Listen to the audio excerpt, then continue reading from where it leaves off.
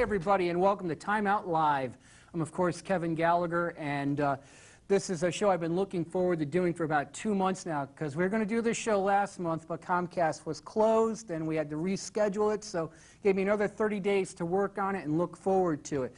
We like to come to you live about every 3 months or so into your living room or wherever it is you happen to be watching the show. We have a great show on for you tonight. I don't know how a lot of you are going to handle this information. I don't know if we're going to get a lot of calls or none. You may be picking your jaws up from the floor. Who knows? But we have Dr. David Lewis Anderson on the phone from New Mexico, and he researches time and time control technologies, and that's what we're going to be getting into tonight. So if you've got a close friend that lives in this viewing area, get on the phone right now, dial the 10, because now you got to dial the area code, those 10 digits, and tell them to put this channel 23 on right now. And time is a very interesting thing. Even the name of this show is Time Out with Kevin Gallagher. It's even contained in the name of the program. And time out, as we do in sports, we're stopping time, right? But not exactly. This man's actually figuring out ways to stop time and make it go forward faster and go backward, and all sorts of neat stuff that we're going to get into. 792-4101 is the telephone number to call in tonight. We will be taking your questions. Please call in. We want to hear from you on this subject. Dr. David Lewis Anderson, I've got his bio right here. This is amazing stuff, Dr. Anderson. You were born in West Virginia in Wharton, and you're a physicist. You were employed at a young age by the United States Air Force, conducting advanced research and development at the prestigious Airport Flight Test Center in Edwards Air Force Base out in the Mojave Desert. You later founded an organization known as the TTRC, or the Advanced Time Technology Research Laboratory, that was located out in Long Island.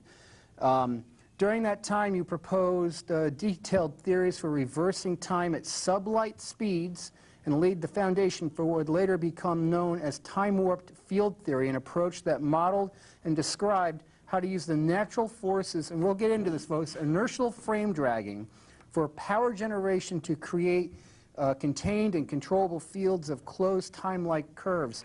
He's been on Coast to Coast AM. If you listen to Coast to Coast, you heard him back in January. Blew my mind. He was on a friend of mine's show that I've had here, Freeman. That blew my mind again, and you've caused me, sir, to lose some sleep some nights, and I won't hold that against you, and I hope that tonight you're able to make a lot of people lose sleep, because it was mind-blowing. Dr. David Lewis Anderson, welcome to the program. Hello, Kevin. It is such a pleasure to be here on Time Out with Kevin Gallagher, and I can't ask for a better intro. I think it's very exciting what's happening in the world today.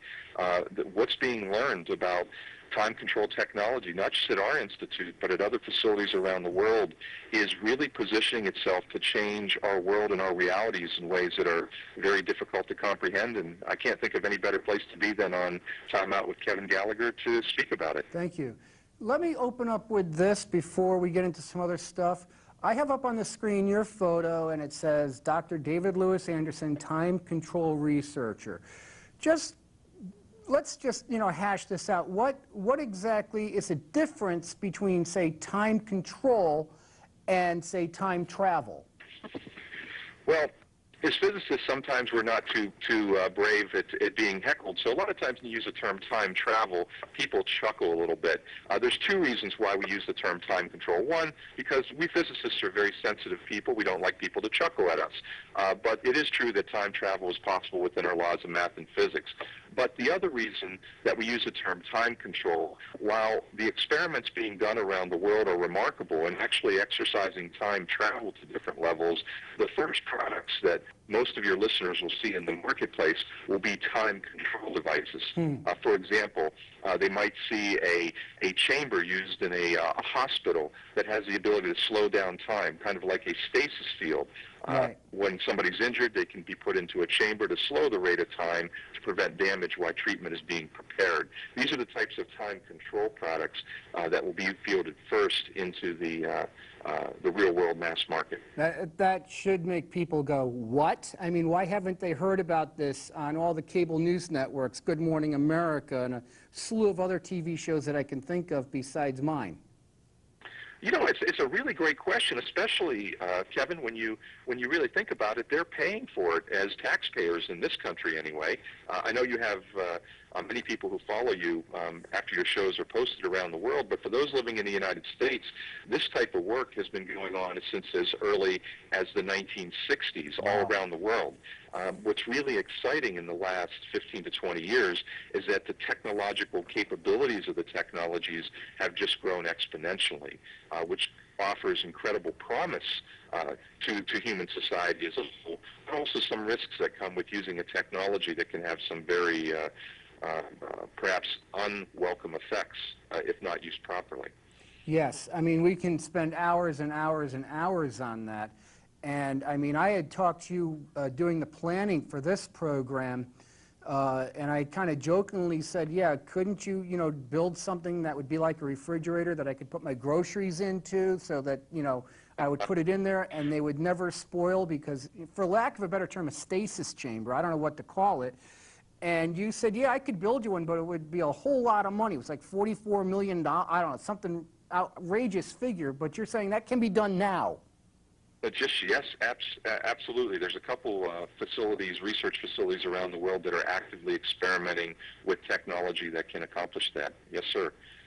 And it would be expensive, slightly over $40 million, but actually that's a big part. Another area that in the 1990s, almost 17 years ago, when we were testing our first time warp field generator, one of our first funding areas was for transplant organ preservation. I don't want to call it a refrigerator because a refrigerator can be damaging to organs, if you will, the freezing process. Yeah. Actually using a stasis chamber of types is a way that is almost the perfect solution for that type of venue. So another good application for society in the medical field. Well, it's funny you bring that up because I just did a show a couple months ago with a friend of mine I've known for years, Will Duff, and I know he won't mind me bringing this up. He was on my show. This aired publicly. He had both of his lungs replaced. He had suffered from cystic fibrosis almost his whole life, and the lung capacity had gone down to like nothing. So what happened is, you know, with some type of technology like this, you know, they would take the donor lungs, put them into a stasis chamber, for lack of a better term, get them over to him, and it would be like they would have never aged, never aged or anything at all, right? Absolutely, yes. That's like incredible, because to me this is like, you know, science fiction. I mean, and now you're telling me that they can do this now in the year 2010.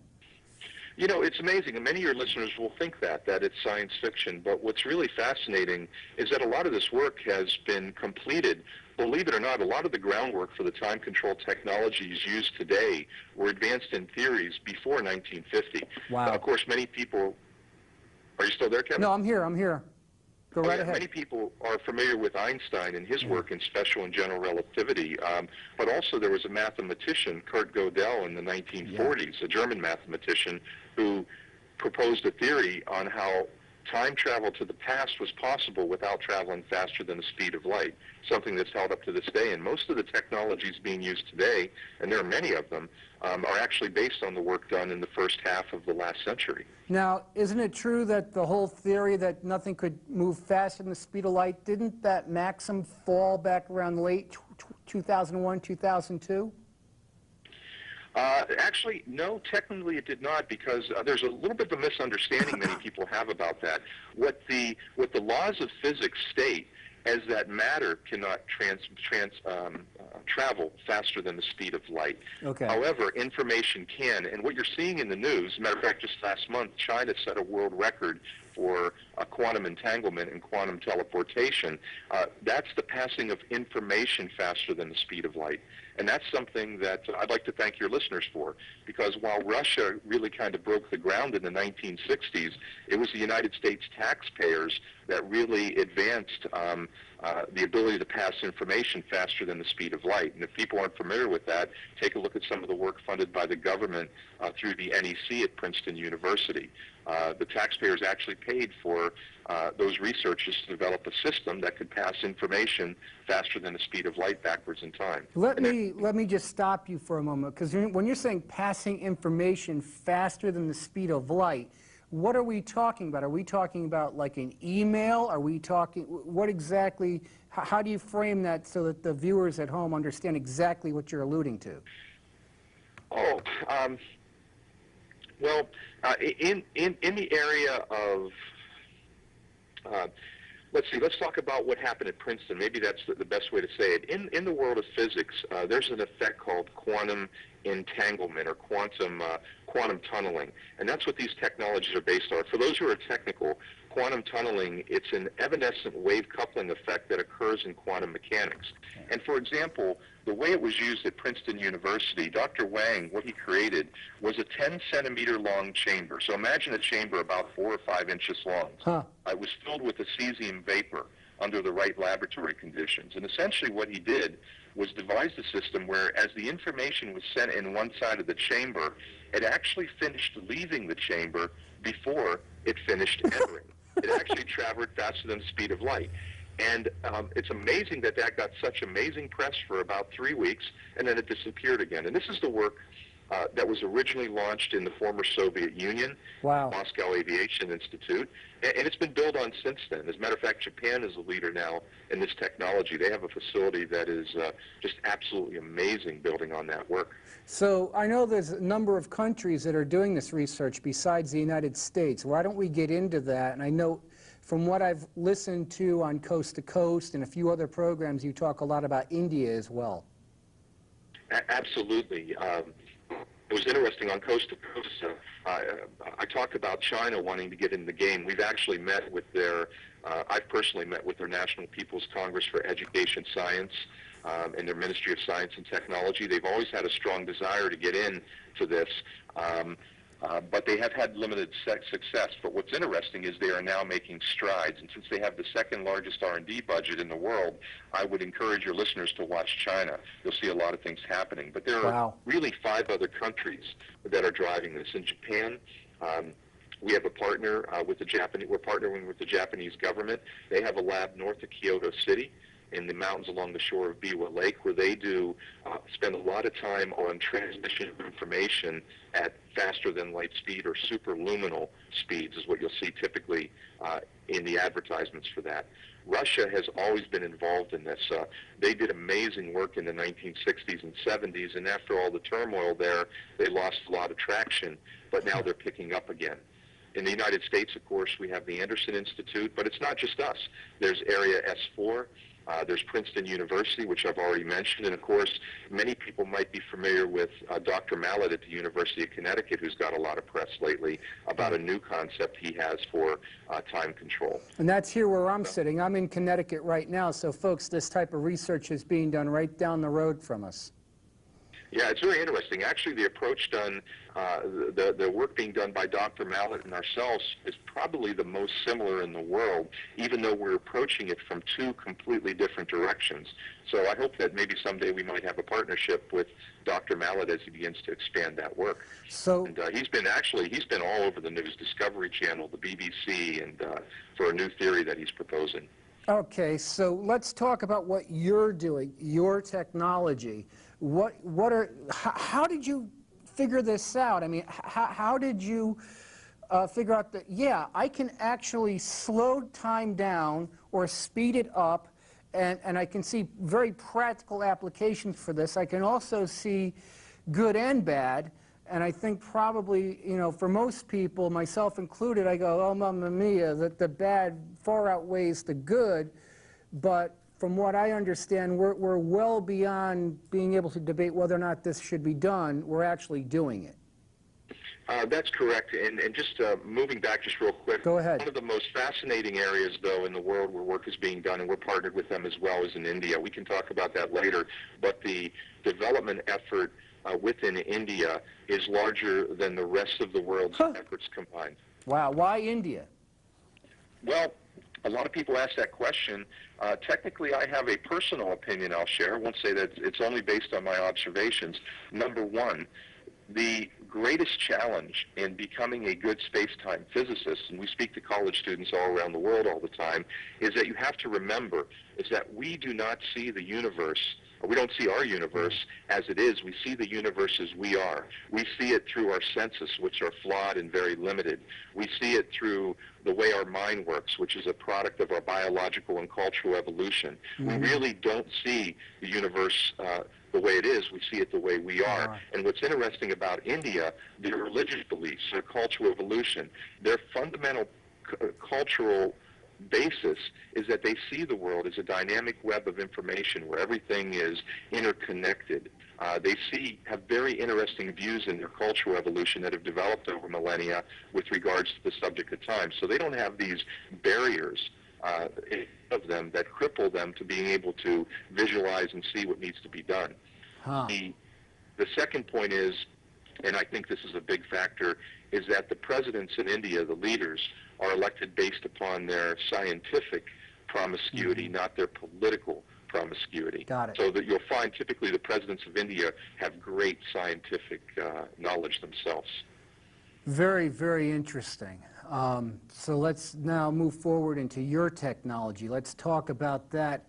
How did you get into this? How did the idea germinate in your mind? And let's kind of go backward, and then we'll move forward into that. Well, how did it germinate in my mind? I could just say by accident and just stop there, but I imagine your listeners would like to hear a little bit more, or your viewers.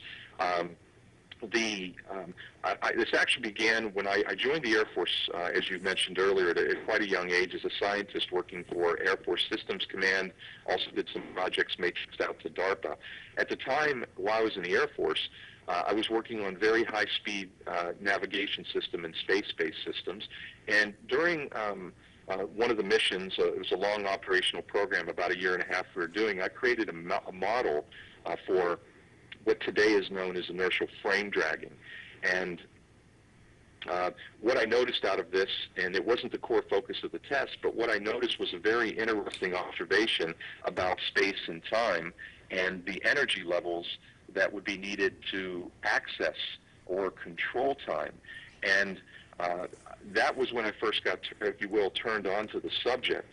And unfortunately, I could not convince the Air Force to continue with the work, so that's when I left and began forming the Time Technology Research Center, which is now today the Anderson Institute. That's very, very interesting. Now, your theory, I guess, goes into something along the lines of what we call inertial frame dragging. Is that correct? I think we just lost our guest. I think we just did. Folks, he's on a secured satellite line out in New Mexico. So what I'm going to do is hang up the phone, and I'm going to wait for him to call back in. The joy of live television and a disconnected call, isn't it great? What I'm going to do right now is I'm going to wait for his phone call. I'm going to share a little bit more information about him with you that I have from his bio. Anderson is one of the first comprehensive overviews that he's done of the historical views of time, time control, and time travel. He has a documentary film out called Time Travel: Journeys into Time. His ideas were later applied for the development of high-performance time reactor systems for energy production and time technology research, which is now known today for the Anderson Institute that he runs. Twisted space-time around the Earth or any rotating body is basically what I understand, and it'd be better if he says it, is that as the Earth spins and moves through space, it's creating a warping of space-time. And that's the inertial frame dragging. I can pick up the phone? Okay, let's see if we got him. Hold on. I don't have him. I do not have him. I'm here, right here. Oh, there you go. Just pick up where you left off, sir. Okay. Where did you hear me last? Let's see. You were talking about your own technology.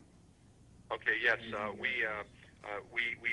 I stumbled into this by accident with the observation I made in my work at Air Force Systems Command, and it had to do with a model describing how space, time, and energy were all interrelated. And from there, I stepped out. I could not convince the Air Force at the time to continue the work, which is why I formed the Time Technology Research Center and later the Anderson Institute. Got it. And what we've done in the 1980s, the late 1980s, I formed the Time Technology Research Center. In the 1990s, we spent quite a bit of time advancing our first two generations of time warp field generators, we call them. These are systems in the laboratory that actually allow you to create contained fields where you can actually, within the field, make time speed up or slow down. Huh. We call that in our area we call that a time warp field generator. Wow. We spent quite amount of time in the 1990s, if you will, making the technology safe for testing procedures. And in this last 10 years, we've moved on to our third generation time warp field generator now, and our mission in terms of operational test mission has greatly expanded. I love it. Your third generation time warp field generator. Oh, yeah, the first two, I got to tell you, it was a lot of work. It was Really? a tremendous amount of work, yes. So Many problems. let me cut to the chase. How much can you, now I realize up front that there's going to be some stuff you can't talk about, but I'm going to try to push the envelope as much as I can. How much can you alter, speed up, slow down time within your field? Okay, we can essentially, inside that field, there's a few things that we can do. We can speed up time. We can make it move faster. We can slow down time and make time move slower. We can create closed fields of closed time-like curves and modulate them in a way that actually allows you to move an object or a living organism or matter or information backwards into the past without them experiencing a regression in aging. A lot of people ask that question. Those are experiments that we can do with living organisms, including people. What we started doing in cooperation with our partners in Japan is working on actually regressing time. And we've been successful in doing that, actually regressing time quite aggressively. For example, where we'll use blooming flowers and we'll cause them to regress and move back into their bud. The problem is we can't use that on other living organisms now because we have some technical problems that we have to solve, very similar to what we had with the other approaches back in the All right, wait, so let me get this straight. You set up your time warp field, you put a fully mature plant inside it, and you can, for lack of a better term, dial it back to when it's budding. Yes, until okay. And I have to say this for your listeners. This is a very new part of our technology, and we actually showed this at a lecture we did in New York recently. What happens is, unfortunately, the field gets stable, but what you actually see is time actually reversing itself. And you see that flower regressing in age. Unfortunately, the field becomes unstable, and unfortunately, that causes destruction of the living organism for different reasons I don't get into unless your listeners would be interested in hearing that. That's interesting. I do have 3 questions that came in from a caller. And caller, I want to thank you very much for calling in, 792-4101, and make sure you're flashing that number up between now and the time we go off the air, okay, folks, so that the callers can see the number. 792-4101 is the number. And the first question is, I have 3 of them, how would time control be useful for humanity, for us? Oh, it absolutely has the opportunity to change our lives in many ways that are difficult to comprehend, both good and bad. We talked about some of the applications in medical, some of the first commercial applications of these new technologies your viewers will see. Stasis fields. Right. Chambers that allow test results to be cultivated at a much accelerated rate of time, providing in turn new cures for diseases. Wow.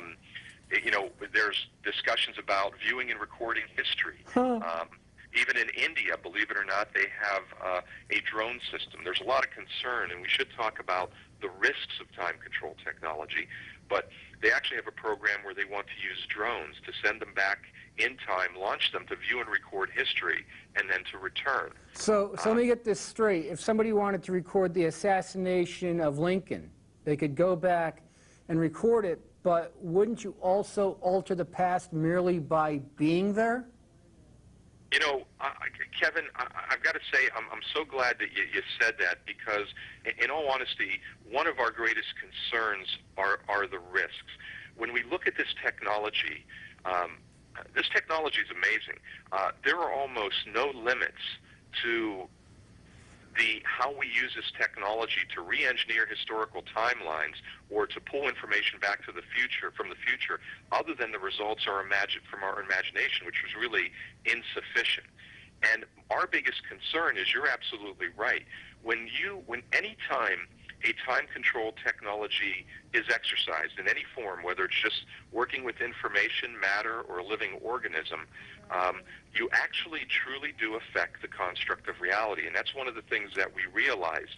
A lot of these beliefs in the movies that we see, for example, parallel universes or the grandfather paradox. If I go backwards in time and kill my grandfather, my parents were born, so I wasn't born, so I couldn't travel backwards in time. So therefore, I didn't kill him, so I was born, and now I can go back, et cetera, et cetera. Right, It's right. back on itself. A lot of people think that's what's happened. It's not what we see happening in the laboratory. If somebody were put inside the chamber and moved backwards in time, and actually terminated a previous generation, that previous generation would cease to exist. That object or living organism that was moved back in time could come back to the present, but the construct of reality would have changed. That living organism that went backwards in time would be there with the same DNA makeup, with the same consciousness, but would not vanish out of thin air. That's one thing, the very valuable things we've learned, both in India and here, is that some of these paradoxes that people talk about that are popular in the movies are simply places where our rational minds bump into their own limitations. Now, you had, I guess it was called the Brothers and Sisters research that you did with these seedlings. I believe that's the name of it, where you actually did this. So you actually saw that the seedlings that came from the earlier plants that you destroyed still existed. Was there any other anomalous type results along with that? Well, maybe I should explain that for your listeners. That was one of the most exciting discoveries we made. One of the things that I would say to the listeners, anytime time-control technology is exercised and any aspect of history or reality is altered, there could be a butterfly effect or a effect. And people are familiar with the term butterfly effect. That's the basic concept that if a butterfly flaps its wings on the other side of the world, that tiny movement might cause a chain reaction of events that turns into a disastrous hurricane on the other side of the world. Just the illustration quick for your viewers. And that's the challenge. When we use these technologies, many things can happen, and we do, and one of the things that we weren't sure about was exactly what you said. So we devised this experiment. Actually, one of our technicians, a young technician, made an observation. They saw that the DNA makeup of a group of plant seedlings, offspring of a parent generation of seedlings we had, the DNA makeup didn't match that we had in our test. Huh. Actually, let's go. Let me explain for you. Oh my God. We had a family of plant seedlings somewhere else in the laboratory. We took a group of those seedlings and we put them inside the chamber. We sent them backwards in time. We triggered an event that killed let's say the grandfather of those seedlings, and then we brought them forward in time. Now, what you would think would be, and of course the seedlings in the chamber were safe and maintained. We included a DNA record. What was interesting, they were the brothers and sisters of the DNA of the plants that we did not use in the experiments, that were away from the experiments. But when they came back in time and we looked at their record of DNA, the DNA makeup of the plant seedlings away from the experiment actually changed. Oh my God. So moving backwards in time. And that's the danger here. The danger of this technology, it's different than nuclear power. If we look at human ethics, as the human society has evolved on this planet, every time we've developed a new technology or more power, we've always developed a greater need for more responsibility to serve as a foundation for how we guided that. One of the challenges now is that it is almost incomprehensible for us to predict what are the consequences of using this technology, because the web of dependencies is so complex that it's very difficult to predict. And also, here's an example in our own laboratory where reality, the construct changed, the actual DNA makeup of a living organism changed, and we were unaware of it. Huh. We were unaware of it. So the process of altering time is very dangerous. It can cause some other negative effects. And maybe to answer your question more, there's some great opportunities for positives. There are a lot of people who don't want to just use time control technology for medical treatment. They want to retrieve future cures. Right. You go forward to get the technology to cure a particular disease. Yeah, maybe go forward in time and bring back cures for diabetes, AIDS, and cancer, or to bring back information of not just man-made but natural disasters that we could use to avoid disasters and suffering to human society. Perhaps, you know, prevent the assassination of Lincoln, Kennedy, 9/11. I mean, I can think of a million different applications for that, but then we don't know, as you had just alluded to earlier, what the ramifications of those changes would be, because it would be kind of like a rippling effect, correct? Yeah, exactly. And maybe a small analogy, and believe it or not, this is very accurate. It's very simple, but it's actually very accurate when you're inside this world of research. Imagine if your listeners and viewers, if they were to walk out into their front yards and there was a flower bed there, and they were to walk across the flower bed and return to the same point in space. They would have essentially moved through space and back again, but they would have returned to the same point, but they would have changed the makeup of reality. There would have been living organisms there that they trampled on that no longer would exist. They would disturb the earth and the seedlings there that would have formed new life. And traveling through time is the same way. We can move forward and backwards in time and return to the same point, but when we do that, we actually can redefine individual lives and consciousness. It's also possible, answering the rest of your question, that the very process of doing this can be dangerous if not used if safe procedures aren't followed. For example, it's possible that transcription errors could occur where the objects, the living organisms moving through time might be, if you will, their physical bodies aren't assembled back the same way together. Wow. All those transcription errors. Wow. And actually, there's another downside, too. Unfortunately, with as much good as there are many people who look at weaponization of the technology. Even some of the ministries of these governments talk about the potential for the first great time war, where the weapons of warfare become time-controlled technology and not other weapons of mass destruction. Wow. Now, let me just hold that thought. I wrote that whole time war down. I got a couple more questions that came in, and I want to get through them as quickly as I can. Everybody, you're watching Time Out with Kevin Gallagher at the bottom of the hour. We're going to be here till 9 p.m. taking your calls. I'm on the phone with Dr. David Lewis Anderson of the Anderson Institute, who studies time and how to use technologies to control time, speed it up, slow it down, and make it stop.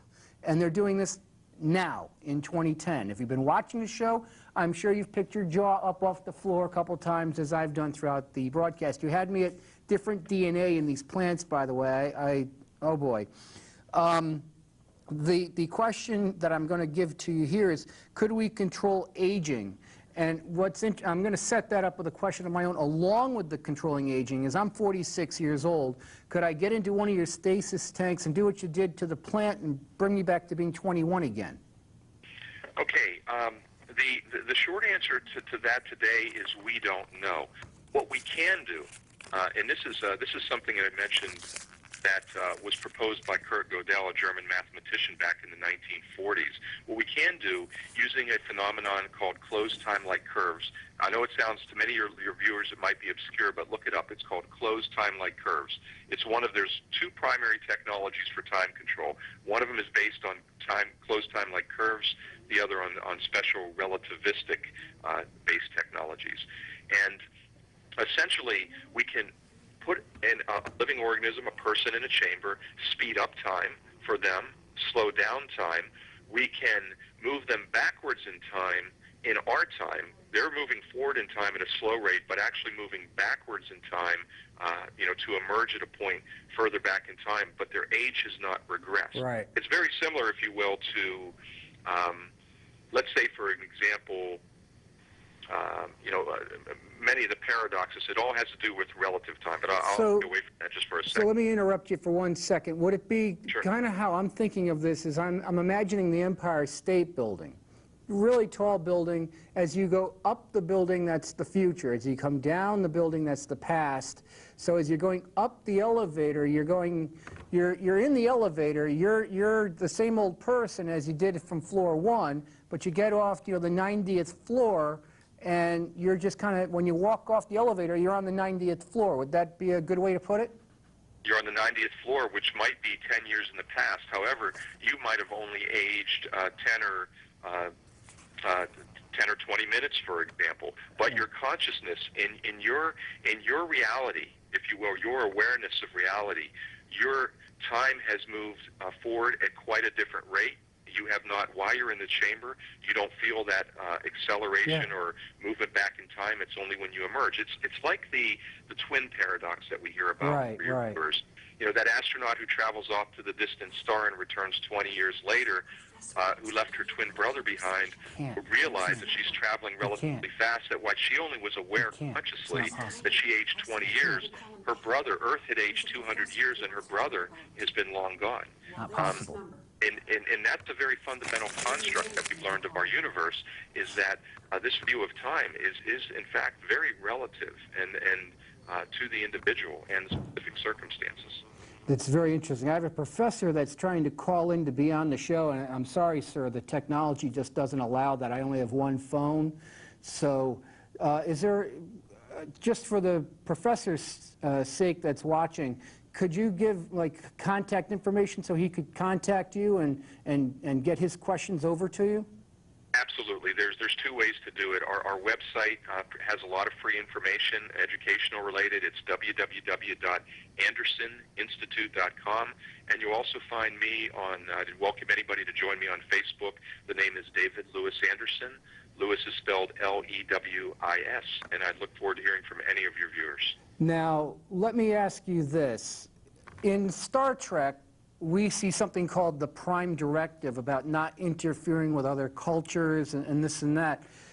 Could you see a Prime Directive being done for something along the lines of time travel? Because I see the same sort of interference being done either in the future or the past, and there would have to be some kind of code of ethics of conduct on how that would be done. I mean, it just seems to be what would have to take place. Yes, and that's there actually, believe it or not, we actually have a series of proposal for a solution for a World Time Council, and we've actually drafted 8 rules and regulations for that are potential concepts.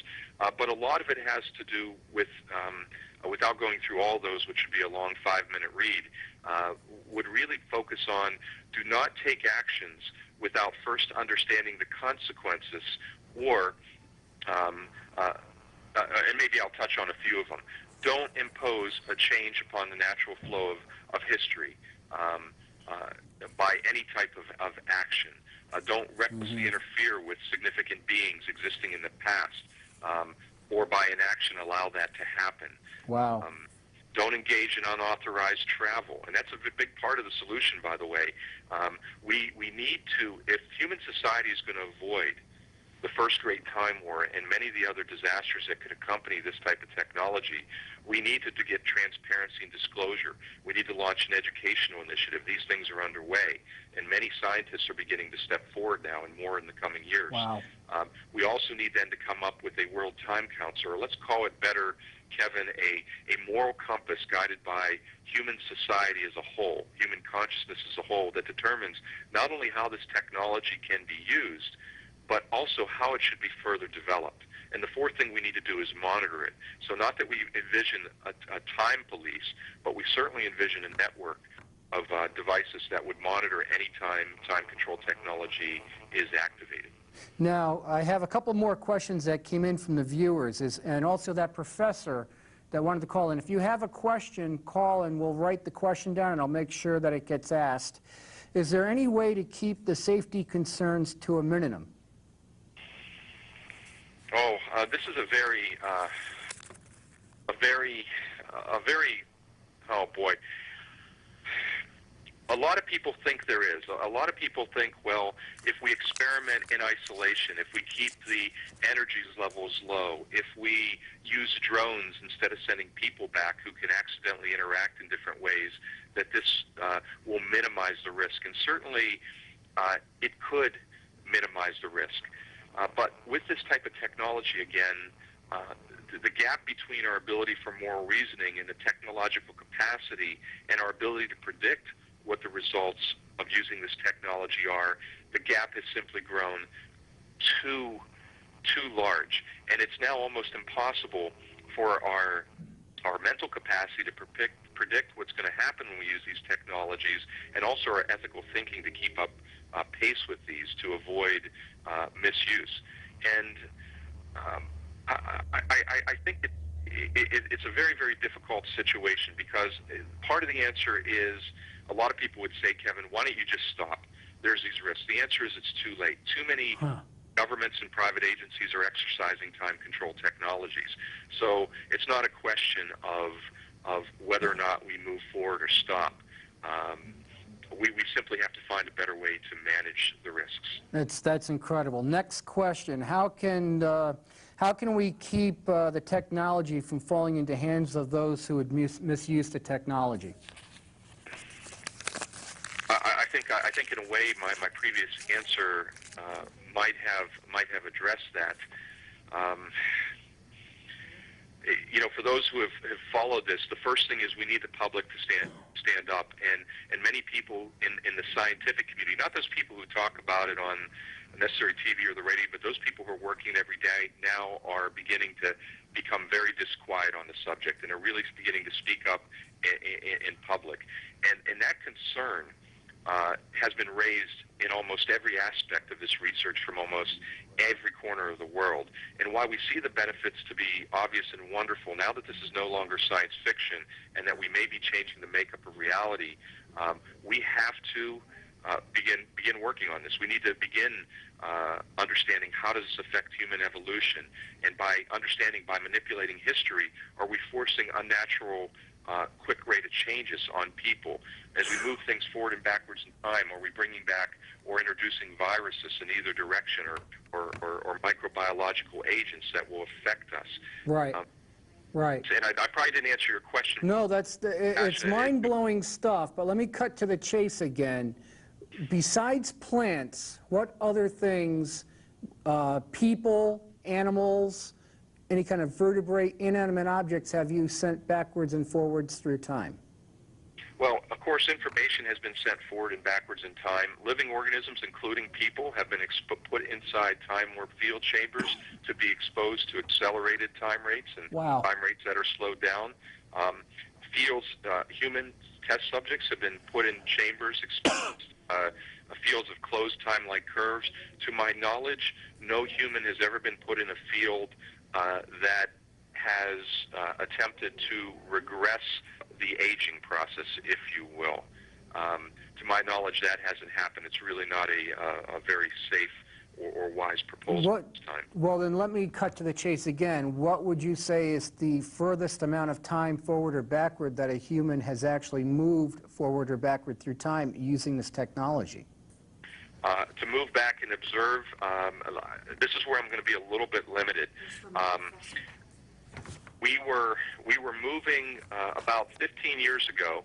About 10 years ago, we were moving objects or living organisms backwards in time, let's say measured in minutes, the ability to send information forward and backwards and measured in minutes.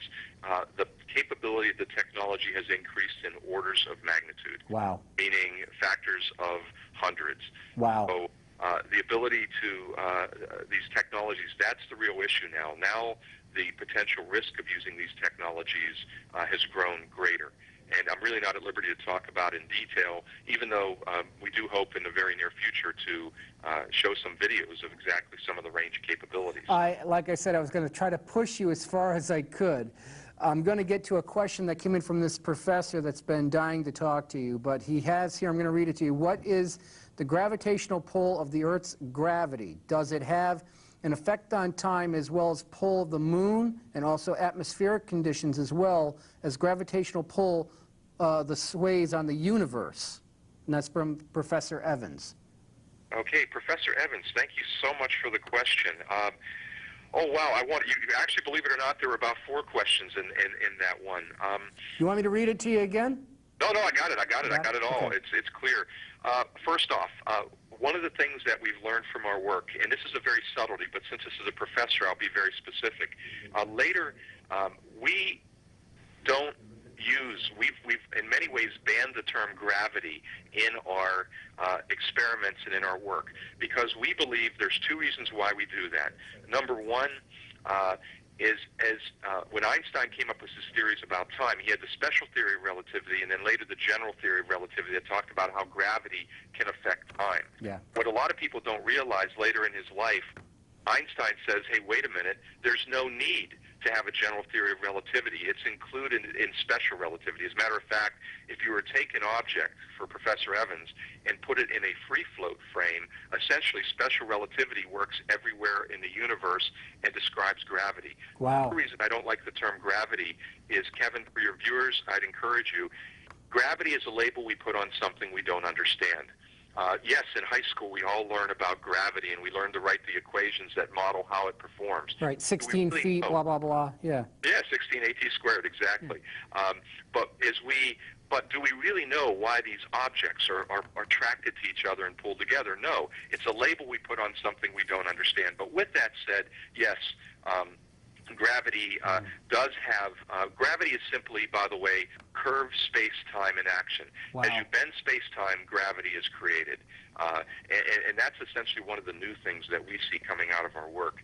But essentially, it does have an effect on time. It's very interesting that Professor Evans asked the question about the effect on the moon and the atmosphere. Right. Because what we haven't talked about on this show is that where does the power come from? Right. One of the greatest achievements that we're proud of is that one of the things we accomplished was that we realized that time control was possible without the high energy levels previously thought required. But it still requires a lot of power. Where do we get it from? We get it from the curvature of space-time that surrounds the Earth. We're not creating it. What we're doing is harnessing a naturally occurring energy. And essentially, for your viewers, imagine you see the Earth spinning in space. Actually, what physics shows is that as the Earth spins, space-time is bent around it. It's twisted like a spring. And if you were to pull the Earth away, that space-time would snap back. And why the twisting is very small, the amount of energy is massive. And actually, I'm embarrassed to say, Kevin, in the 1990s, we never realized why we couldn't balance and understand the power that was coming out of our system. Well, isn't this, just interrupt, isn't this is what was throwing our satellites off by like a meter or so? Absolutely, and that's the mathematical model. Part of the mathematical model I developed when I was working for Air Force Systems Command. So you're the guy that figured that out? Yes. Okay. I was one of the first people to actually document the mathematical model that described why our satellites drifted in space. But essentially, because we're harnessing that, that's where the power is coming from, and that's what a time warp field generator does. It harnesses power naturally occurring. It concentrates that curvature of space-time into smaller fields of closed time-like curves. But going back to Professor Evans' question now, when a time warp field generator is activated, it's pulling power out of that curved space-time around the Earth. And people ask the question, well, you can't get anything for free. If you take power out of that, what happens? Well, the orbit of the moon changes. It begins to move further away from the Earth. Tidal patterns change on the Earth, and the weather patterns change. But to give you an idea why that is true, the power levels we're talking about are so large that the effect of harnessing, say, the typical power used by the typical entire population of the United States for 23,000 years would only cause 1/10,000th of a second change in the average time of the day over 10,000 years. So while yes, this can have effect on the atmosphere, on the orbit of the moon, tidal patterns, weather patterns, it does not, the risk is there, but it's not significant. But at the same time, I can't say it both ways, Kevin. We do have to understand the ramifications before we bring on what we call time reactor systems that harness that energy for clean energy production. So this is why, from what I've heard in earlier shows that you did with, say, Coast to Coast, this is the reason why you're putting in, Y, this is the level of, energy, and X coming out was always higher, and you were scratching your head? Yeah, actually, we actually are physicists. When we had our first two time warp field generators, your information is very accurate, Kevin. We had actually initiated a time warp field, which takes a lot of energy. It's very spectacular, by the way. What does it look like? What does it look like? Well, I'll tell you that. Let me finish answering. Go ahead. Is that once the field was formed, we noticed something unusual, is that in the 1990s, the power coming out of the generator was more than we were putting into it. And that violates the laws of physics and the conservation of energy. Right. It wasn't until 2002, almost, much more than 10 years later, that we finally realized what a time warp field generator was doing was not creating the energy, it was capturing the potential energy surrounding the Earth. And what does it look like? Well, there's two parts. There's two exciting parts of watching a time warp field generator in operation. Number one is when it starts. We have a very high power laser array directed into a chamber. We have a rotating electromagnetic field and a chemical reagents. The laser fires, and we have a very dramatic combination of light and sound and energy, very, very colorful, very, very powerful. Once the field forms, it calms down, if you will, and you'll see what appears to be a watery effect, but it's really the Dopplering of light frequencies through the boundary layer of the field. What's really interesting for listeners or viewers, for the few people who have seen a generator in operation, is when they see the system operate, and they actually see how accelerating, speeding up, or slowing down time can actually be as simple as adjusting the volume on your radio, turning that volume up and down. You actually can speed up or slow down time, where you actually see objects that are falling begin to slow down and even stop, hovered in midair, where the forces of, if you will, gravity, that label I don't like to use, gravity essentially disappears, where time stops. And the reaction is a very emotional one. People laugh, people cry, people are stunned, and people usually call us back and say they can never look at their world in reality again because they see how little they truly do sense of what is very real around them. Hey, I gotta ask you this before we get off the air. What is a TTD? A TTD, this is part of our proposal. A TTD stands for temporal tremor detector. For your viewers, let's call it it's like a seismic detector used for an earthquake. So it basically detects temporal tremors. Anytime a time-controlled technology is activated, it does create a pattern that is very, very easy to detect. And as we look at a solution to ensure that this technology is used for the benefit of human society, for the Earth as a whole, it's important that we be able to monitor it. And our view is, and our vision is to take this technology and deploy it in orbit around the Earth to monitor as part of the fourth step of our four-part plan to try to ensure this technology is used to alleviate human suffering and improve life on the planet. I'll tell you what, I wish I had another 4 or 5 hours to sit here on the phone with you, but I got just a few more minutes, and there's one thing I wanted to cover very quickly. Oh, they're saying 5 minutes. There's a lot of people who believe that we shifted, I don't know what word to use, alternate timeline around 1998. What's your reaction to that? And also there was a guy by the name of John Titor, if you're familiar with him. What's your response to 1998 and John Titor? Okay, 1998, for your viewers, we talked earlier about an experiment where actually the construct of reality was changed without us not being aware of it. Right. If we were inside that chamber, by the way, with those plant seedlings when we came out, we would have been aware that the construct of reality had been changed. But generally speaking, the population is not going to be aware of it. And however, there is a small percentage of the population, people, let's say 2% of the population, that have a natural gift or have trained themselves to be sensitive. And I have no idea what the significance of 1998 is, but I will tell you this. We network all around the world, and I have never seen such an overwhelming outcry of people who say they have sensed a dramatic change, a re-engineering of the historical timeline Wow. back in the late 1990s. It is overwhelming. Statistically, it is so strong and so overwhelming that it's amazing that it happened. But then again, we do believe that in some cases the human mind actually could be a temporal tremor detector. Huh. And while we're not experts in that area, we do recognize that there are many possibilities, and so we don't judge it. We just try to understand and learn from it. All right. How about John Titor? Titor? I can't say I know. Of course, I know of John Titor. I have not been exposed directly to his work or had a lot of communication with him. So I don't feel comfortable offering a lot of comments, but I would encourage your viewers to study and learn and listen and make their own decision. Now, is there anything that we haven't covered over the last hour that you'd like to get out in the air before we go bye-bye? I think the most important thing is, if I could, I'll go real fast. Go ahead. 60 seconds or 2 minutes? Probably about 2-3 minutes. 2 or 3 minutes. Yes, sir. Okay, for everybody, I would encourage you, as you look at time, you have to understand how much we don't know about time as a human society. It's important we all become aware of human society is going to benefit from this technology. Mankind and human society has been struggling for millennia to understand the nature of time and has been struggling and hasn't found it. It's now on the cusp of being understood quite well, but we have to be aware of it. And you have to remember, we don't see the world as, in our universe as it is, we see it as we are. Your mind, your human mind and your senses are like that old television set.